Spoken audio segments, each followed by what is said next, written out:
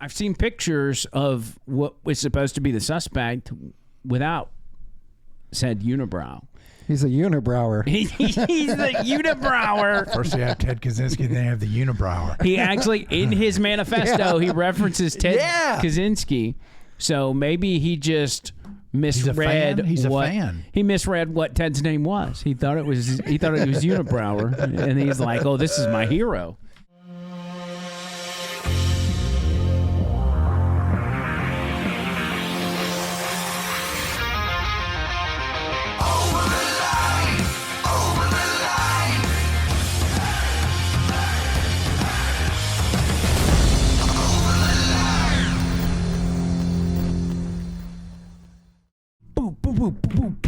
I tried to do this little drum solo and I dropped the pen. That's all right. Take two. Go, man. Play that intro again real quick. Play it, Tony. Play the intro one more time. Yeah. How did that work? Was that good? That was great. All right. Was that actually In the Air Tonight by Phil Collins? It was.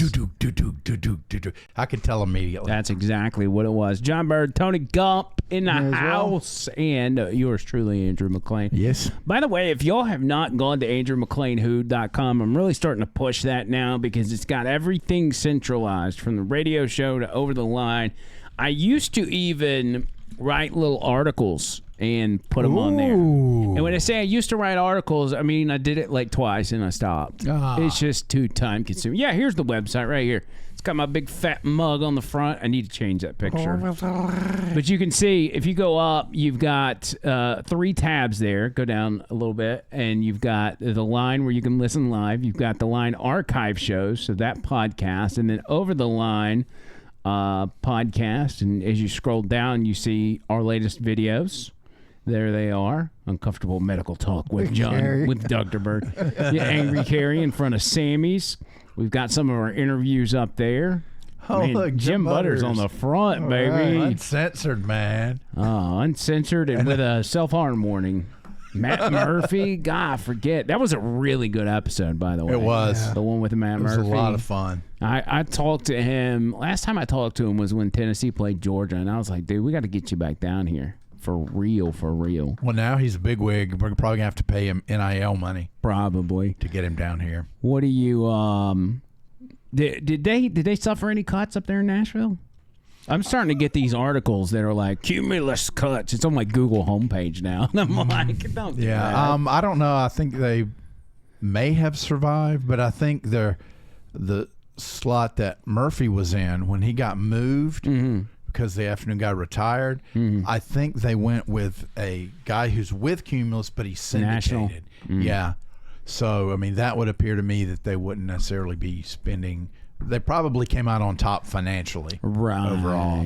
Right. So hopefully they're done with all that because it's just, hopefully. It's a headache. Well, they'll get to the end of the year, do their quarterly reports. The earnings will come out, and then they'll see how much they lost that quarter, and then we'll figure out if they need to cut more. No, when a corporation makes cuts like this, is that the normal time frame? They're doing it at the end of the year? And do you often see them doing more at the front end of the year? I mean, it all depends, but they go to the end of the year and then that quarter is ended. It might be quarter one being ended if they start October 1st for their fiscal year. So that depends on when they start, but usually the news for the earnings comes out like about a month after the end of the quarter, so nobody really knows until about a month after, except for the people making the reports and the people at the head of Cumulus. Interesting. Well, at least George Soros is not our boss. I guess that's the good news. True. For now. Yeah. For now. Big story today, as everybody knows, is this the arrest of the shooter that killed the United Healthcare CEO. Now, when we first saw this story, it was somebody being shot in the streets of New York, and it's like, well, what's the big deal? And I don't mean that in a way to disrespect the deceased. It's just we're so used to seeing violence in New York. It was just another story. But I could tell, and the media does this. The media decides which story is going to be big and which is not. Because as soon as it happens, they start making a big deal about it. And then everybody starts talking about it. And then the other media outlets start reporting on it. And that's what happened. Not to say this is not a big deal, because you did have a regular, well-to-do business guy get shot in the morning in broad daylight. But they set this stuff up. Nonetheless, still an interesting story. So you got an assassin guy. He comes out. He's got a hood on, silencer, pew, pew, and dips out, and they can't find him. But then they find him, as we know. He was at, what was it, a McDonald's in Pennsylvania? Yeah, McDonald's. And, he, just like all assassins do, they sit at McDonald's and eat a Big Mac and think, oh, I hope nobody sees me at this McDonald's while I've got a gun and a manifesto. More of a fish fillet guy. Yeah. One of those double fish fillets. Very fishy guy. Yeah. I'll give you that. I see what you did. Are you okay? Yeah, I just I've got some indigestion issues. He was a very fishy individual. There's no doubt about that. So they hem him up. Apparently, there was a customer at McDonald's that saw him, and he jokingly said to his friend, "Hey, there's the shooter." What? AJ and I joked when they were looking for him that, or when they found him at McDonald's, AJ and I was like, he's probably just getting sideways with the counter. And the person that was working the register was like, well, I'll teach you, buddy. I'll just call the FBI and tell them you're the shooter. And then they went and hemmed him up. It kind of went down like that. And so they hem him up. He's just a suspect, I guess, at that point. But they quickly figure out, this is the guy. He had, I guess, his hood or whatever, the mask he was wearing was all on him. And he originally gave him a fake ID. And they quickly understood, okay, this is him. So they hem him up in Pennsylvania, where he is now, or where he was today, having an extradition hearing. So they've got to go through the Pennsylvania court to then decide, hey, we're going to send him to New York to have his charges leveled against him. There have been several things that have happened in his first hearing. This is not the first. This is probably the second one. One of which was he told the judge nobody has read the charges against him to him. Like, he has no idea what he's charged with. The second thing was he stood up after the judge read the charges, and he said, after the judge noted that this is what you're charged with, this is what you had on you, blah, blah, blah. You had $8,000 cash, U.S., and you had $2,000 worth of foreign money on you.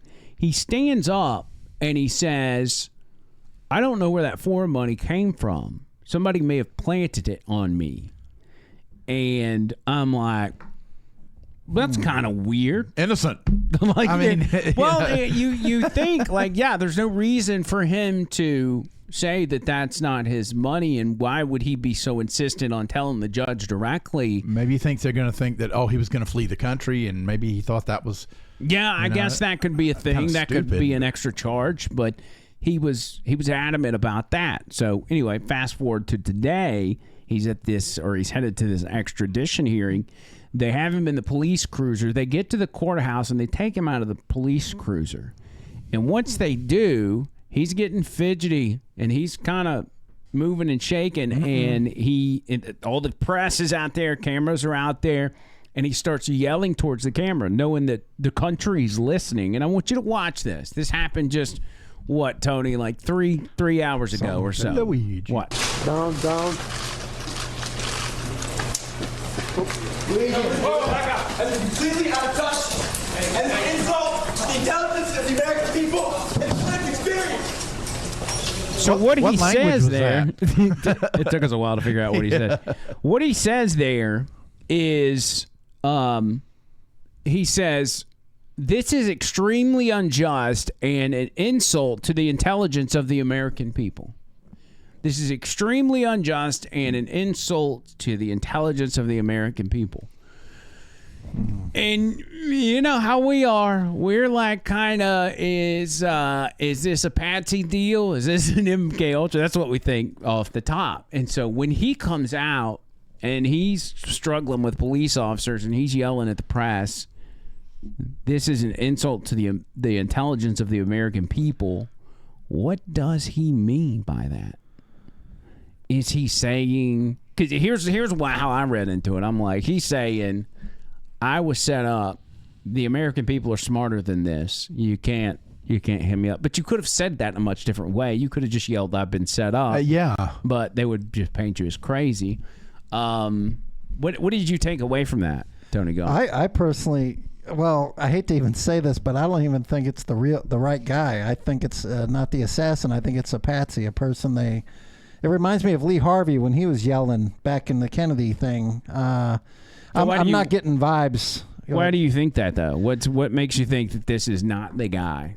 Well, it just seems like they had so much on him so quickly. We still don't know much about the guy who shot at Trump. We still don't know much about lots of stuff. But for some reason, I mean, if you're going to go shoot the CEO of a major corporation, why would you go cross-state, keep everything in your backpack, including lots of cash, foreign money, fake IDs, and sit down at the McDonald's with the gun in your backpack? To me, that just makes no sense whatsoever. If this guy truly did it, he would have got rid of that stuff along the way before that.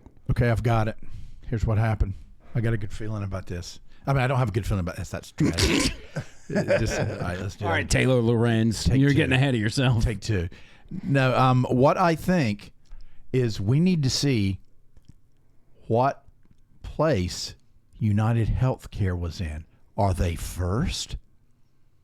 So then you've got maybe, and it's just a theory. What do you mean, like ranked as best insurance companies? Yeah, and let's say that a couple of the other insurance companies were like, "Whoa, hey, what can we do to take care of that?" So what you do is you've got this guy. Maybe he's a cleaning guy at one of the main branches in New York, right? And so they entice him with money and drugs and women to do a job for him, and then they set him up. Boom. Stock goes down. All of a sudden, Joe's insurance goes to first. This is where I tell the audience that John Bird watches a lot of John Wick, and that's why he came up with that. Now, I mean, it's possible. It's possible. I could see that, but this is a corporate world, man. It's cutthroat. And I don't know what, I don't know where United Healthcare was ranked, but apparently, and I know you kind of been out of the loop on some of this, this kid had bad back problems. He was a very active, athletic, outgoing person. From a well-to-do family, I understand. Well-to-do family, ended up with some back problems, obviously had to deal with the healthcare system, but was from such a well-off family, there's no way that you had any, it affected you that much. But he apparently, if all of this is as it seems, was so disenfranchised. I mean, couldn't the media report like what insurance carrier this guy had? Like, wouldn't that be an important part of this story? But I have not heard that anywhere. Did he have insurance? Like, these are facts we need to know if we're trying to figure out motivation. But also, because I've seen pictures as well that, like, so he's an Italian guy, right? Right. His name's Luigi. And as Italian men sometimes do, has a little bit of a unibrow, okay? And you can see that. He does this with his unibrow. Yeah. And I've seen pictures of what was supposed to be the suspect without said unibrow. He's a unibrower. He's the unibrower. First you have Ted Kaczynski, then you have the unibrower. He actually, in his manifesto, he references Ted Kaczynski. So maybe he just misread He's a fan. He misread what Ted's name was. He thought it was unibrower, and he's like, "Oh, this is my hero." There's another thing. You mentioned this, Tony. There's the backpack. What's the deal on the backpack? Yeah, so there's different kinds of backpacks. This is the one where they got the gray straps that they found, in the park, supposedly.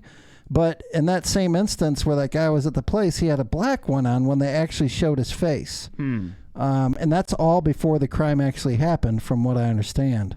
Interesting. He has interchangeable straps. You can get those at Amazon. Yeah. Depending on what mood he's in. He might have some red ones. And I'm not seeing the unibrow on the one guy like I did the other. The strap thing would have been smart, but you don't want to go eat a burger at McDonald's either. No, that's pretty much a red flag. At least go through the drive-thru. Yeah. Order on the app. Save some money, too. But this is what I brought up on the show, and there's not a whole lot of people that work in corporate radio that would bring up this for this topic. There's always a good chance the government's involved in this. Now, why our government would want to take out the United Healthcare CEO, I have no idea. There's people that have speculated that he was going to testify against Nancy Pelosi and insider trading and all these. I have seen nothing on that. I've just heard people saying it. But we know what the government's capable of. We know MK Ultra is a real thing. And that they can literally zombify people and brainwash people and coerce them. You don't even have to brainwash them. You can coerce people that already maybe teetering on the edge to do your bidding or to even just do something so you can then, you as in the government, can turn around and arrest them for the thing you convinced them to do, i.e. J6, i.e. Gretchen Whitmer kidnapping plot. We've seen it.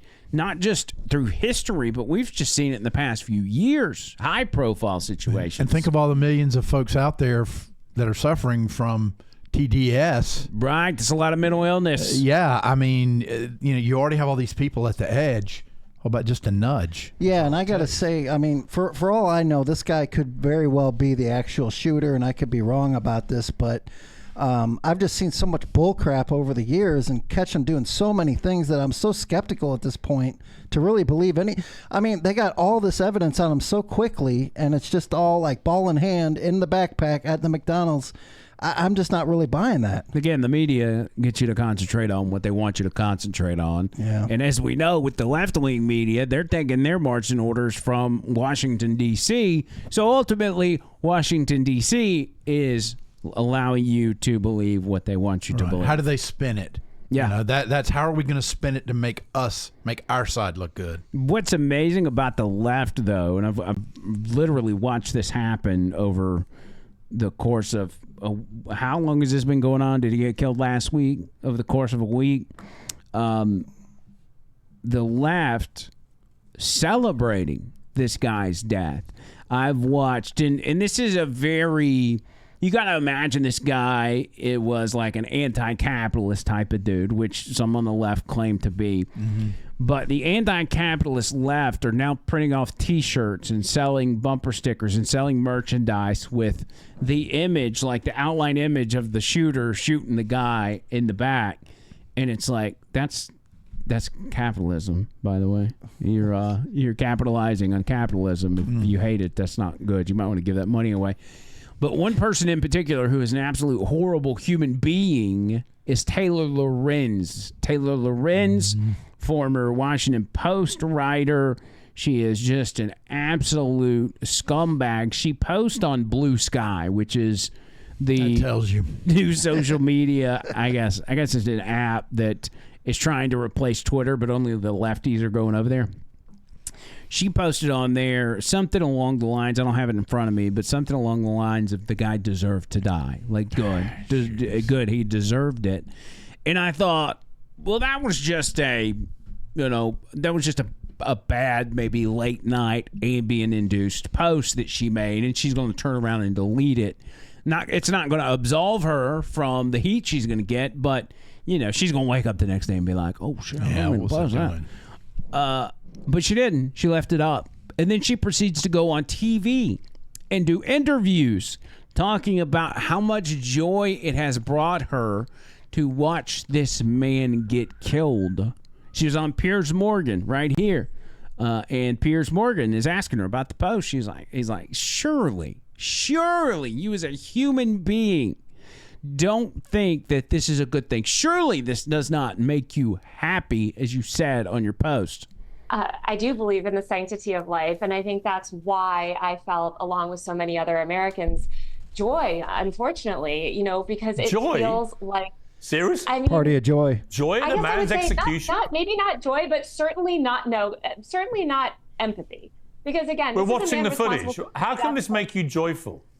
This guy's a husband, he's a father, and he's being gunned down in the middle of Manhattan. Why does that make you joyful? Thousands of Americans that he murdered. So are tens of thousands of Americans, innocent Americans, who died because greedy health insurance executives like this one push policies of denying care to the most vulnerable people. And the many millions of Americans that have watched people that I care about suffer and in some cases die because of lack of health care. So should they all be killed then? Should they all be killed, these healthcare executives? Would that make you even more joyful?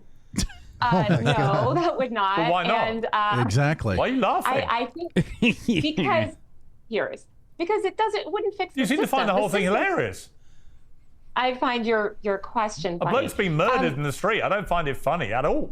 I don't find it funny that tens of thousands of Americans die every year, and because they are denied life-saving health care from people like the CEO. Now, I want to fix the system. You're right. We shouldn't be going around shooting each other with vigilante justice. No. I think that it is a good thing that this murder has led to America, or really the media elites and politicians in this country paying attention to this issue for the first time. You mentioned you couldn't understand why somebody would feel this reaction when they watched a CEO die.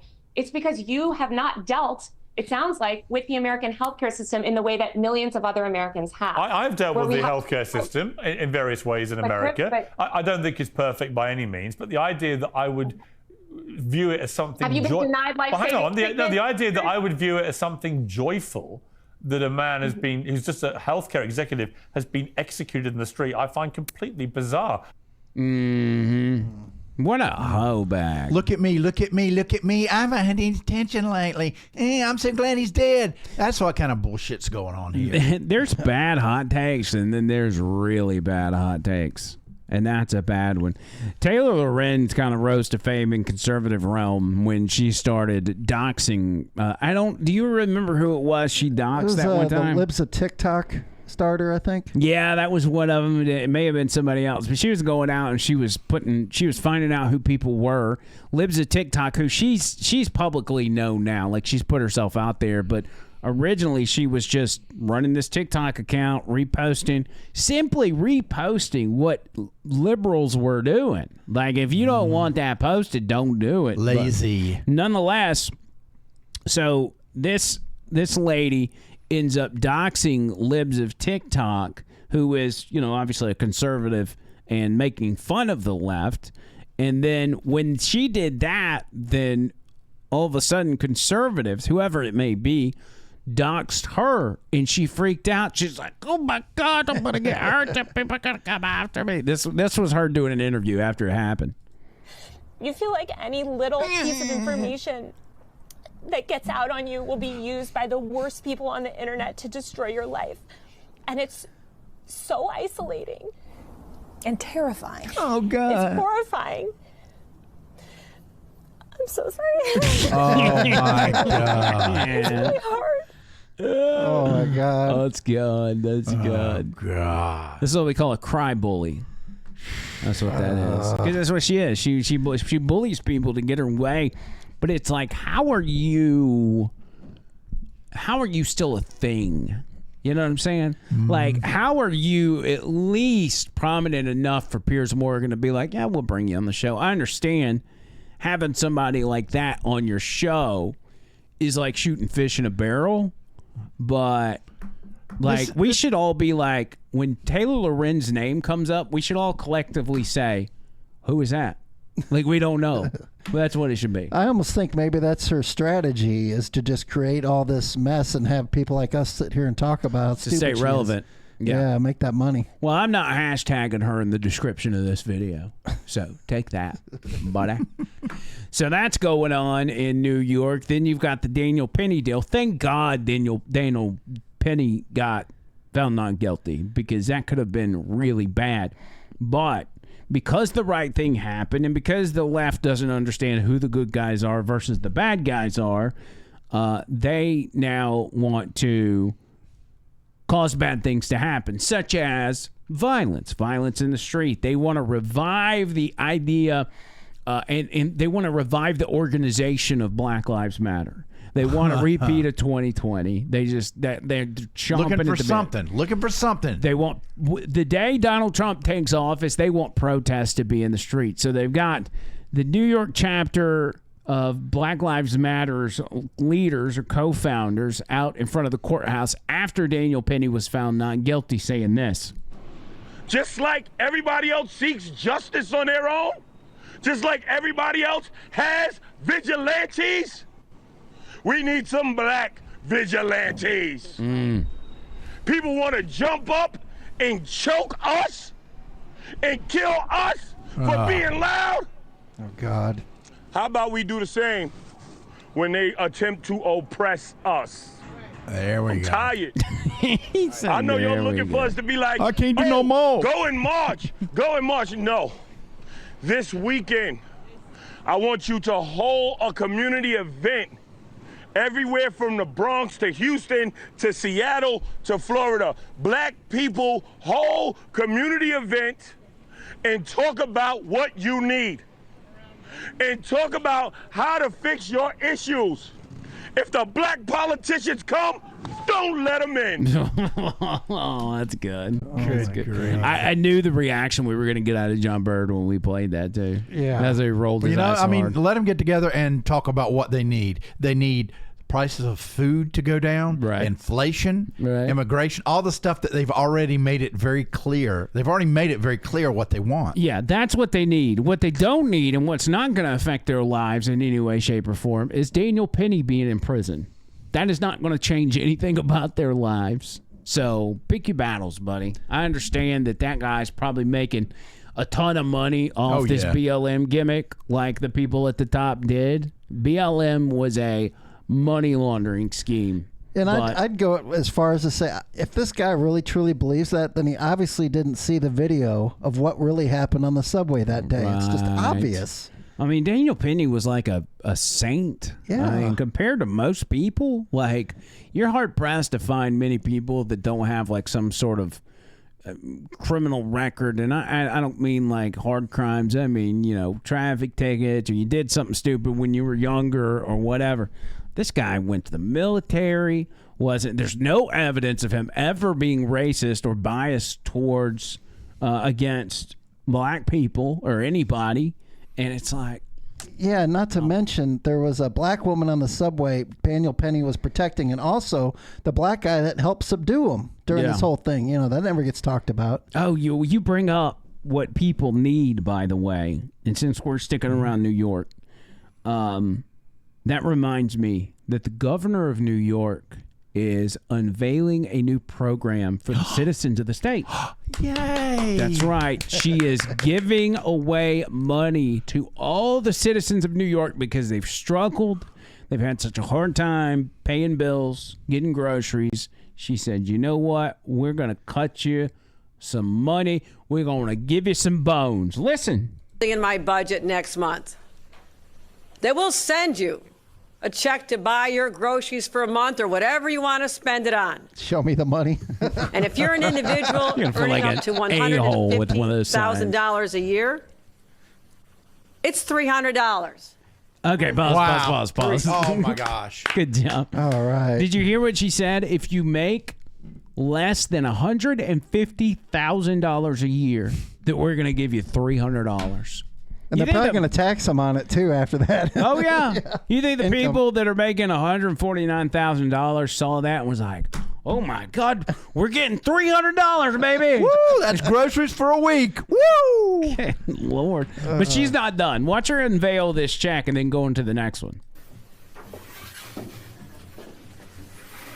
All right. How about that? We're individuals.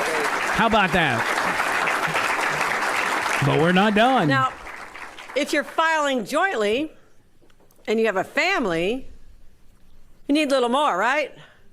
Families are expensive. How about this?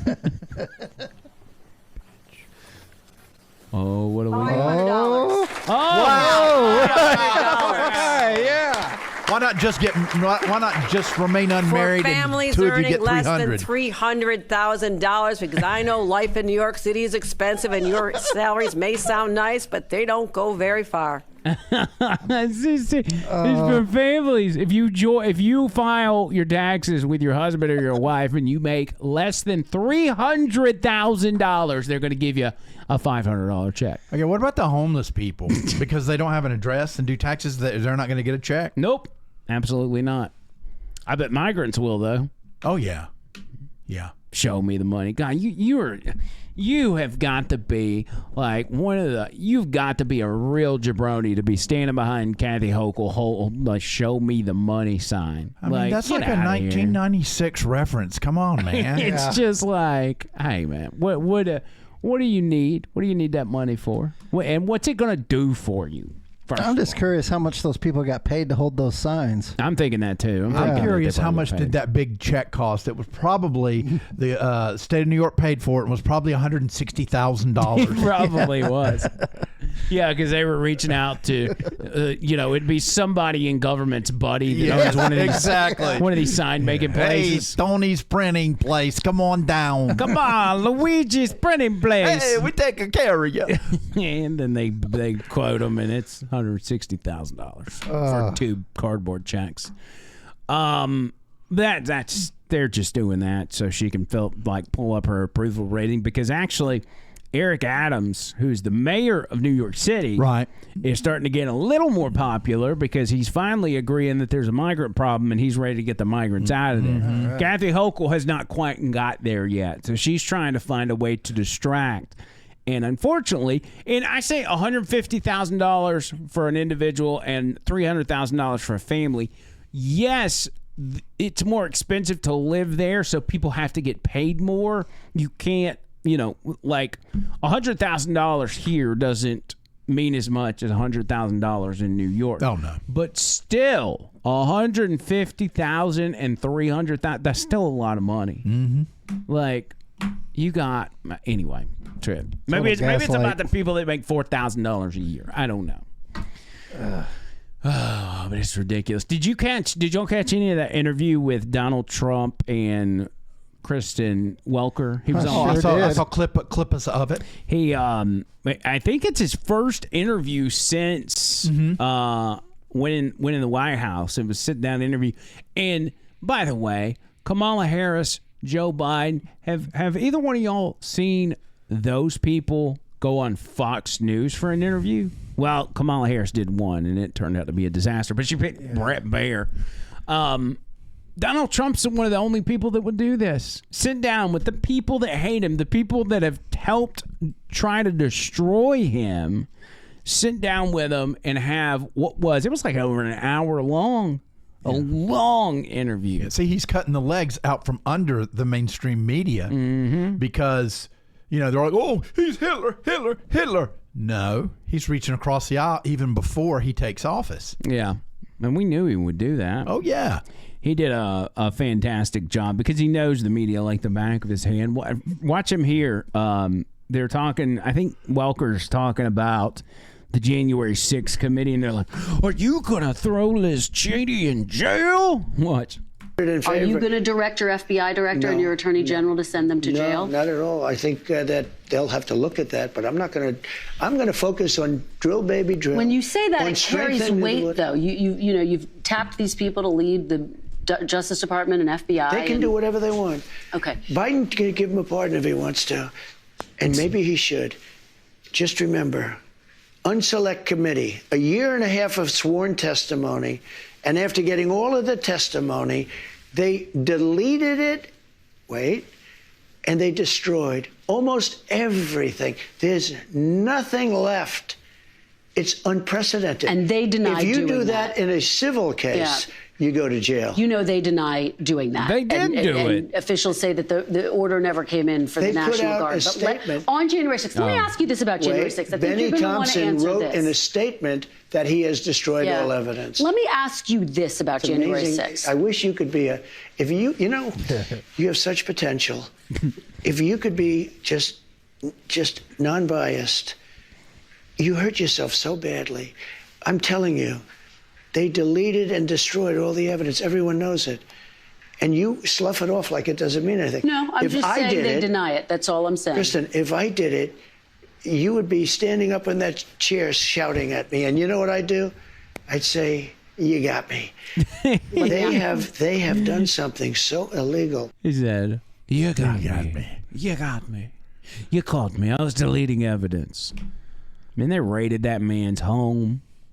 They tried to throw him in prison, a mugshot, tried to kill him.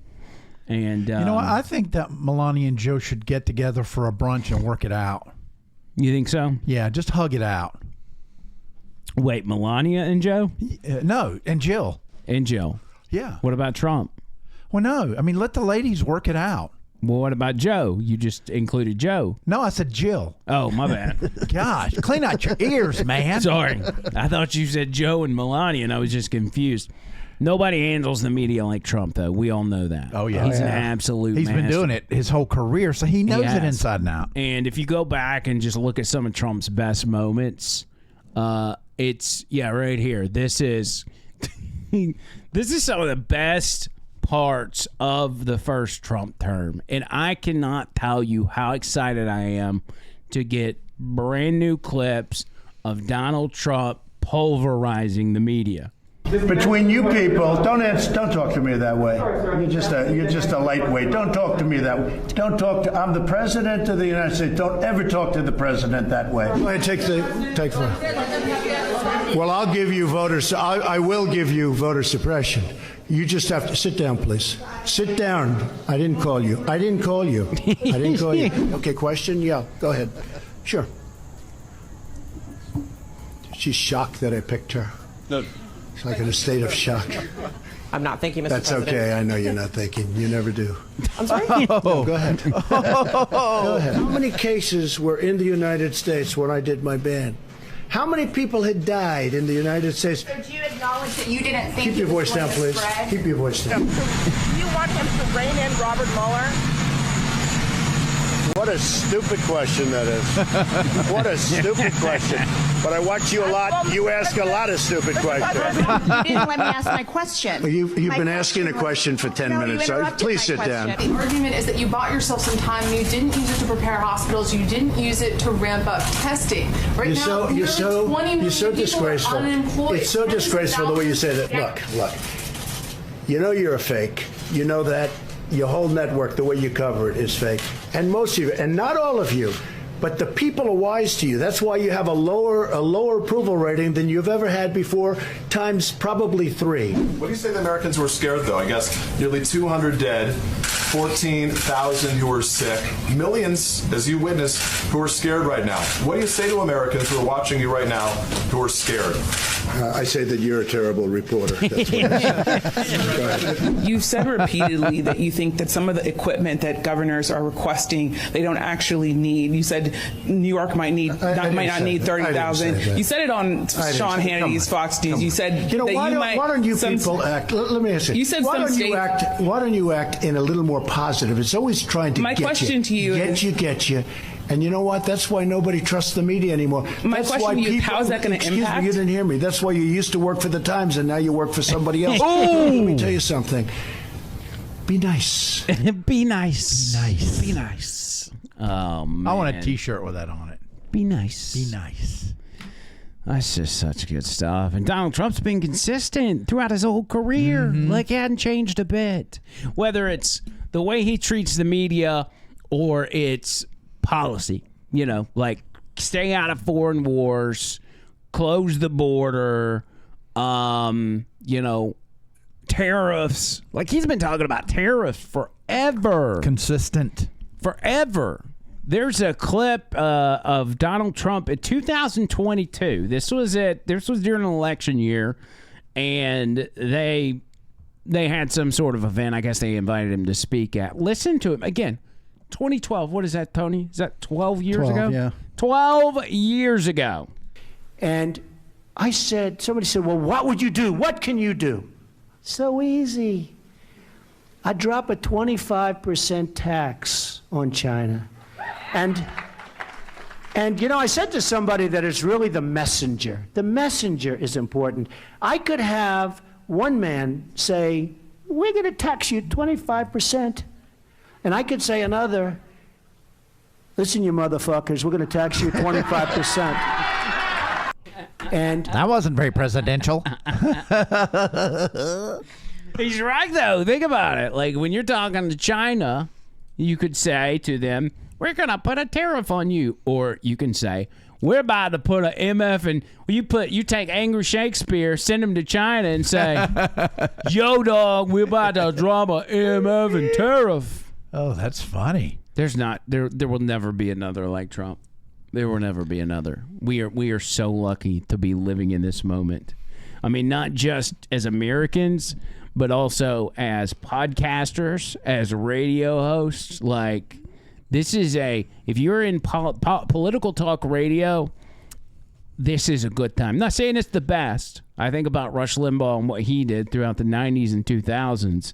That was a pretty good time. Mm-hmm. But like now, politics is so drastically changed. It's just... Oh, it's good. Well, just think about how these press conferences are going to be with him and the mainstream media, because this time around, he's going to have certain podcast people in the crowd, like PBD and others like that. They're going to be in on this crowd, I guarantee that. Because that's the new media. Yeah. Well, one thing I do hope happens, that when we have those people in, that they don't act like the mainstream media for the right. They won't. You know what I mean? It's like if they have an issue with something, and actually I hope that they do have some issues with some of Trump's stuff so that they can confront him on to show that, you know, we're looking at the truth. We want to make sure you're doing what you said you were going to do. Yeah. You know? Well, and when it comes to PBD, when it comes to Joe Rogan, these guys are literally in the middle. They're not conservative. They're not Republicans. They're just in the middle, and they like what Trump's doing, so they voted for him, promoted him, brought him on the show or whatever.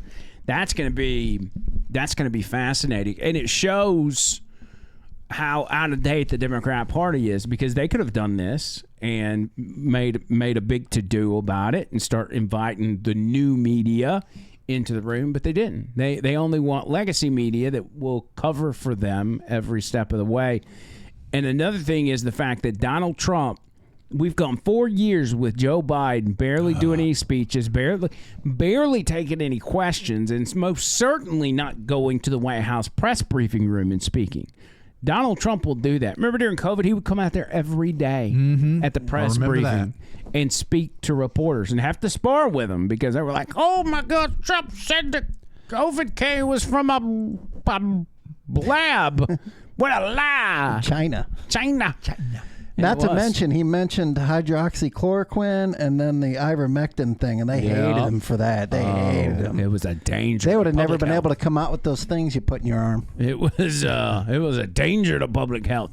But, you know, politics, I mean, there's certain people out there that if you threw them back in the mix, and I'm talking about old politicians, that would make things very interesting. One of those would be Anthony Weiner. Oh my gosh, look at this. Anthony Weiner has filed to become a politician yet again. New York City Council District 2. Anthony Weiner's. How about that? He's got the name for it. Yep, Anthony's Weiner. Anthony Weiner, the known Edo-Pay file. Can we? What's a very bad person? Edophile pay. Edophile pay. Known edophile pay. Known Ilche Lesterme. And he's getting back into politics. And New York's a perfect place for that. I'll never forget those pictures they had on him. It reminded me of the Geraldo Rivera pictures. Yeah, where he's like posing naked. Speaking of edophile pace. There's a clip, and I've been meaning to play this on the radio, but I just never got around to it. Candace Owens goes on Nick Cannon's podcast, and they're talking about the trans issue. And the way she frames it in kind of the same way we do, but I thought she was so eloquent with the way she laid it out.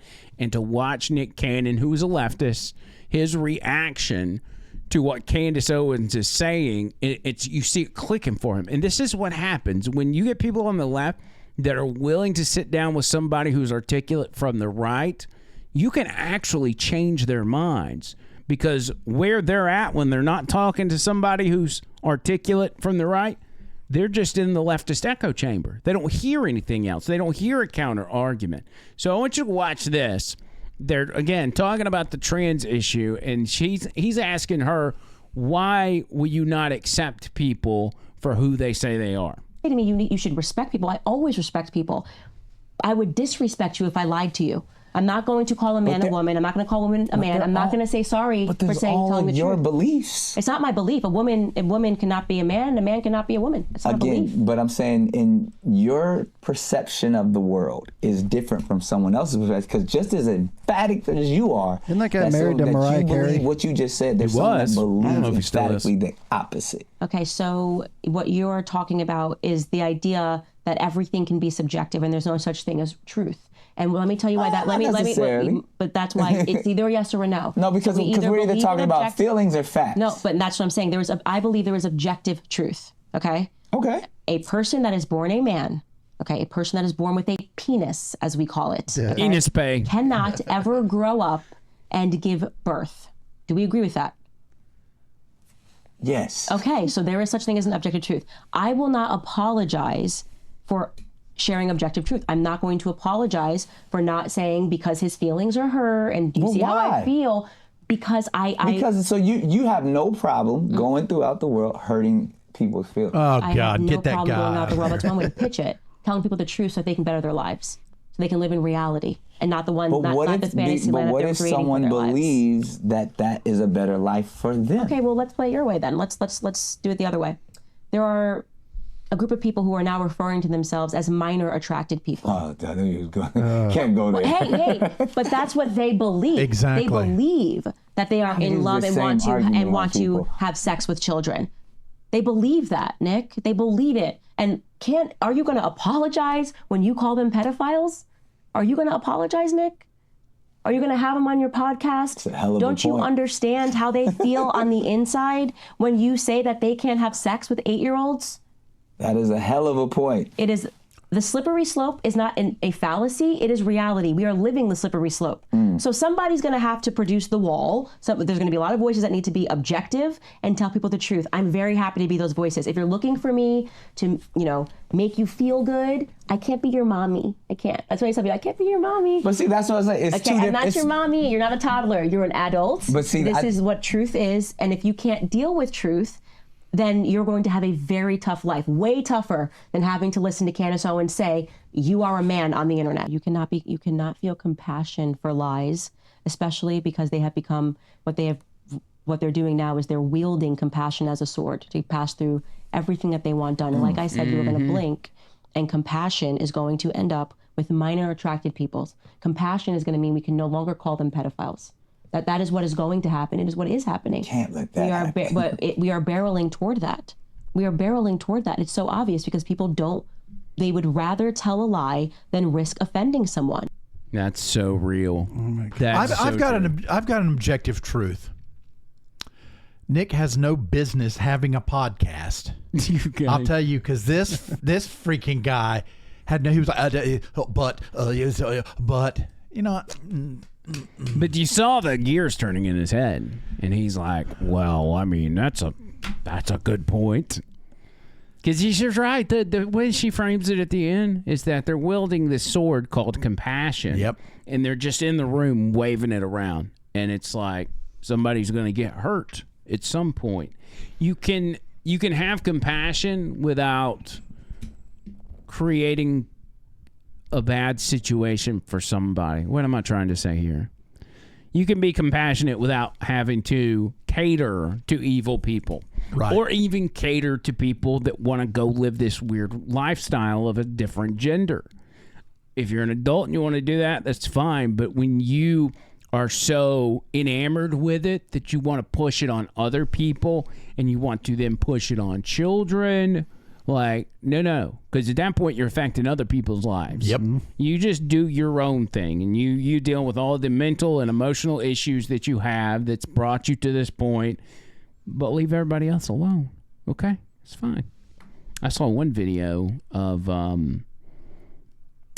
it was a guy at a bar in Miami, and this girl just walks up to him and just shoves her tongue down his throat, just starts making out with him right there. Good grief. And, he's all like, oh, he's drunk or whatever. And the girl leaves, and the guy comes over to the bar, and the bartender's like, you're the fourth guy she's kissed tonight. And he's like, well, I don't care, blah, blah, blah. He's like, also, that's a man. Oh yeah, I've seen that. Yeah, it was like, oh, what? It's not a she, it's a he. Oh, and so he was just so drunk he didn't really care. But it also create those situations create dangerous situations. Oh, absolutely. They talk about transgender murders and transgender people being unalived. Excuse me, YouTube. A majority of that, or a large portion of that, comes from those situations. That some guy dressed as a girl goes up and starts getting frisky with some dude at the club who's already drunk. And then the guy's like, he can't even see straight, but he's like, oh man, this chick's all over me. She wants me. Only to find out that when they get back to the room, dude's got a 8-inch schlong, and it infuriates said drunk guy. And then he has no problem beating this person up because it's a dude. You're not hitting a girl. Beats the person into a pulp and possibly unalives them. Well, I mean, you see, you've got the trans man who would be gay if he's if he's going after men dressed as a woman. So you've got probably majority of the guys that it's doing that to are heterosexual. Right. That's where the problem comes in. If this guy's gay, there wouldn't necessarily be a problem. Yep. But that's when the snapping point happens. And I'm sorry, but and I don't know how you tell them up front, but that's not my problem. I can say it's really hard to tell at a nightclub when they got all the black lights and it's kind of dark in there. I've been in those places when I was younger, and some of these people we see nowadays, it's really hard to tell. Well, you just got to get up close enough for the fruit test. The fruit test? You look and see if the Adam's apple's moving when they talk. Oh. You got to just get up close enough and you look for the shadows. Like, oh, I saw a shadow there. You're a dude. Get up. Dude looks like a lady. Dude looks like a lady. I didn't know that was called a fruit test. Yeah, I just made that up. And you guys can use that. It's going viral, I know. Okay, fair enough. We do need to wrap this up. Do we want to do an Angry Shakespeare or do we want to save it? Because we've released a bunch of them online. Yeah, well, I mean, I've got an announcement to make. I'm not going to be doing Angry Shakespeare anymore. No, I'm just kidding. Actually, what I have been doing is changing. We have the dun dun dun dun dun dun dun, dun in the background, and like YouTube and the talk is going. And oh, you can't do that. Copyright strike. No monetization. Blah blah. Well, I got that taken care of because I put in some generic classical music. It still sounds great, so I'm changing all those out. Really? Yeah. What's the length on this one? It's 8 inches. I mean, 3 minutes. I was you took the words right out of my mouth. 3 minutes 45 seconds. So maybe we'll do. Where are we at? Maybe we'll. Why don't we save it? Because I don't guess it matters. Just let's play it. All right, ready? Yeah. Good evening, and welcome to another Angry Shakespeare Raps. Our first selection of this evening from the Great Book of Rap. The silence is deafening. Is Party Up by DMX. Okay. Oh, a little different. Y'all gonna make me lose my mind up in here. Y'all gonna make me go all out up in here. Y'all gonna make me act a fool up in here. You're gonna make me lose my cool up in here. If I gots to bring it to you cowards, then I'm gonna be quick, alright? All you men's up in the jail before, suck my dick. And all them other cats you run with, get done with, dumb quick. How the f*** you gonna cross the dog with some bum shit? Alright? On the gun click, 911 shit. All over some dumb shit. Ain't that some shit? Y'all niggas remind me of a strip club. Cause every time you come around, it's like, what? I just gotta get my dick sucked. I don't know who the fuck you think you talking to, but I'm not him. Alright, Slim? So watch what you do. Y'all gonna make me lose my mind up in here. Very passionate. Y'all yes, gonna you make are. Me lose my cool up in here. Off the chain, I leave niggas soft in the brain, cause niggas still want the fame of the name. First of all, you ain't wrapped long enough to be f***ing with me, and you ain't strong enough. So whatever it is you puffing on, that got you think that you, Superman, I got the kryptonite. Should I smack him with my dick in the mic? His characters. Not even good actors. What's going to be the outcome? You've watched John Bird as this goes, and he's kind of nodding his head to it, like he's rapping in his head. You're twisted. Your girl's a hoe. You broke. The kid ain't yours, and everybody know. Your old man say you stupid. You be like, so? I love my baby mother. I never let her go. I'm tired of weak-ass n***s whining over pussy that don't belong to them. What is wrong with them? They fuck it up for real n***s like my mans, and them who get it on the strength of their hands with them. You're gonna make me lose my mind up in here. Wow. Up in here. You're gonna make me act a fool up in here. Up in here. Hold up. One, two, meet me outside, meet me outside, meet me outside. All my rough riders gonna meet me outside, meet me outside, meet me outside. Very passionate. All my big ballers gonna meet me outside, meet me outside, meet me outside. All my street peoples meet me outside, meet me outside. Street people. All getting together. Outside, motherfucker. X has got y'all bouncing again, bouncing again, bouncing again. Darkman X got y'all bouncing again, bouncing again, bouncing again. Bouncing again, bouncing again, Swiss Beats. Rough Riders got y'all bouncing again. Double R, keep it coming. Ain't nothing y'all can't do now. Boom, boom, boom.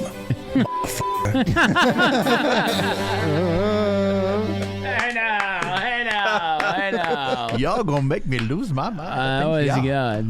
That was good. I mean, what other podcast has got a 61-year-old man reciting rap lyrics? How old was that man? 61. Oh yeah, that's right. 61. I guarantee nobody else. Nobody else. We're the only ones doing that here. All right, that's a good note to end on. Tony Gump, you got some final words? Final words. I hope this kid that killed that CEO is actually him. Unalived. Unalived. Yeah, I hope he's unalived, or you know what I mean. You hope he's not a product of the government. Anyway. I hope that this is all legit and we're just not all being played like usual in the past. Keep a positive attitude towards everything. We've only got like 40 or 41 days left until this inauguration. I'm really looking forward to that. Can't wait. Get plenty of water, meat, sunlight, and sleep. All right, John Bird. We got 2 or 3 minutes left. Yeah, the holidays are here, and I've decorated. I didn't last year, but I am this year. I did, and I've got the snow. You know how the car dealers will like put you know $19.99 or like that on it. Well, I got some to do for snow, and I put it like around my big window that I have, and I inhaled some. Oh no! And I got pretty high. I coughed a lot, so please do not huff paint. It's not good for Christmas. It's not good for your health. And if you're going to use lights this Christmas, use LED lights. Save the environment. Do you know how many squirrels and little animals, raccoons and things have choked on those weird little white bulbs? Stick with LEDs. It's good for the country. It's good for America. And you know what? My stomach is killing me. I've got acid reflux really bad. And I think after this podcast, I'm going to throw up some Pepto-Bismol. So I think it's very important that everybody knows. So if I do go down, you guys can be there for me. Like we're there for you. That's right. John Bird out. All right. New episode coming up right around the corner. Be on the lookout. Make sure you subscribe and comment. And next time, circles!